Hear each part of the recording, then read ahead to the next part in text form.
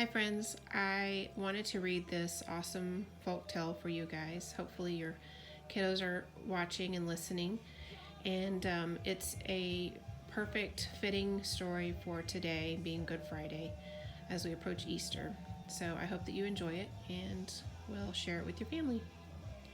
The Tale of Three Trees, a traditional folk tale retold by Angela Elwell Hunt and illustrated by Tim Junk. A message from the author. For generations, the tale of three trees has been handed down from parents to children, retold in churches at Christmas and Easter, and even set to music and sung. As if often true of folk tales, its originator is unknown. To this person, I am deeply grateful. Angela Elwell Hunt. Now the story.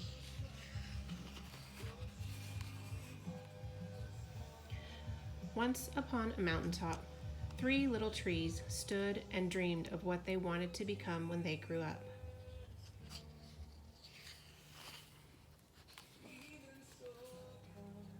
The first little tree looked up at the stars twinkling like diamonds above him. I want to hold treasure, he said. I want to be covered with gold and filled with precious stones. I will be the most beautiful treasure chest in the world.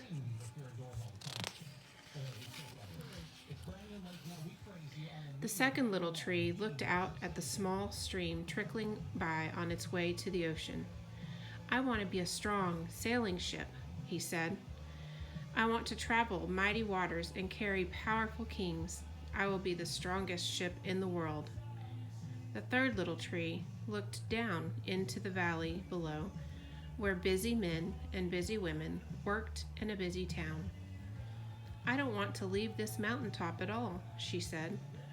I want to grow so tall that when people stop to look at me, they will raise their eyes to heaven and think of God. I will be the tallest tree in the world.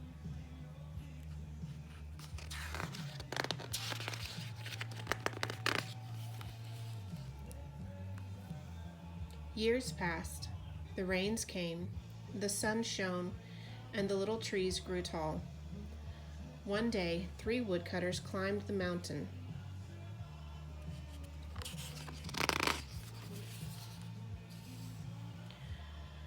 The first woodcutter looked at the first tree and said, "This tree is beautiful. It is perfect for me." With a swoop of his shining axe, the first tree fell. Now I shall be made into a beautiful chest, thought the first tree. I shall hold wonderful treasure. The second woodcutter looked at the second tree and said, "This tree is strong. It is perfect for me." With a swoop of his shining axe, the second tree fell. Now I shall sail mighty waters, thought the second tree. I shall be a strong ship fit for kings. The third tree felt her heart sink when the last woodcutter looked her way. She stood straight and tall and pointed bravely to heaven, but the woodcutter never even looked up. "Any kind of tree will do for me," he muttered. With a swoop of his shining axe, the third tree fell.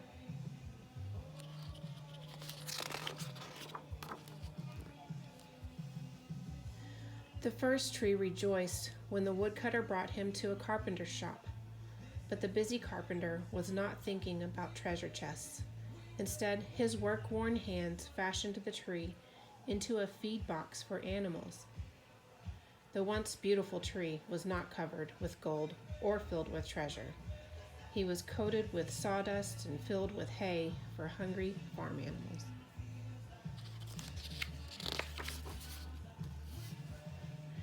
The second tree smiled when the woodcutter took him to a shipyard. But no mighty sailing ships were being made that day. Instead, the once strong tree was hammered and sawed into a simple fishing boat, too small and too weak to sail on ocean or even a river. He was taken to a little lake. Every day he brought in loads of dead, smelly fish.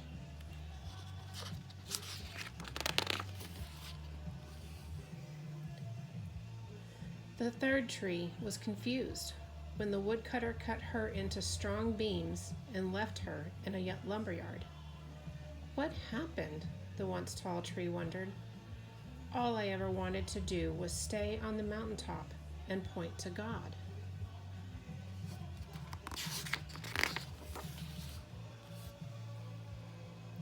Many, many days and nights passed.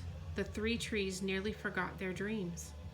But one night, golden starlight poured over the first tree as a young woman placed her newborn baby in the feed box. I wish I could make a cradle for him, her husband whispered. The mother squeezed his hand and smiled as the starlight shone on the smooth and sturdy wood. This manger is beautiful, she said. And suddenly the first tree knew he was holding the greatest treasure in the world.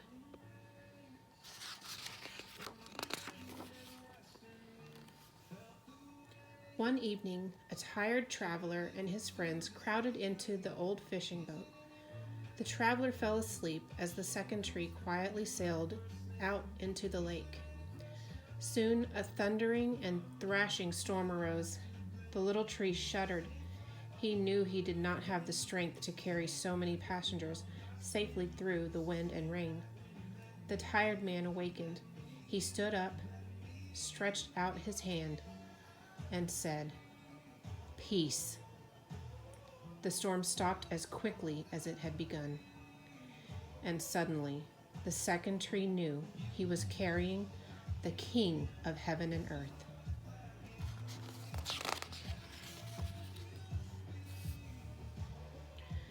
One Friday morning, the third tree was startled when her beams were yanked from the forgotten woodpile.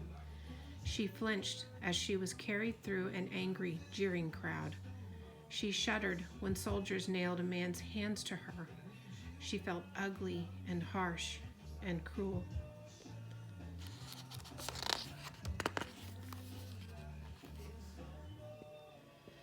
But on Sunday morning, when the sun rose and the earth trembled with joy beneath her, the third tree knew that God's love had changed everything.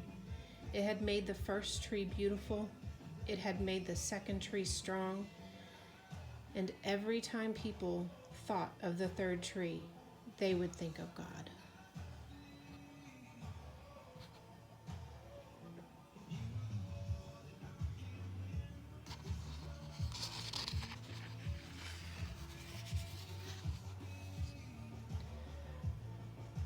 That was better than being the tallest tree in the world.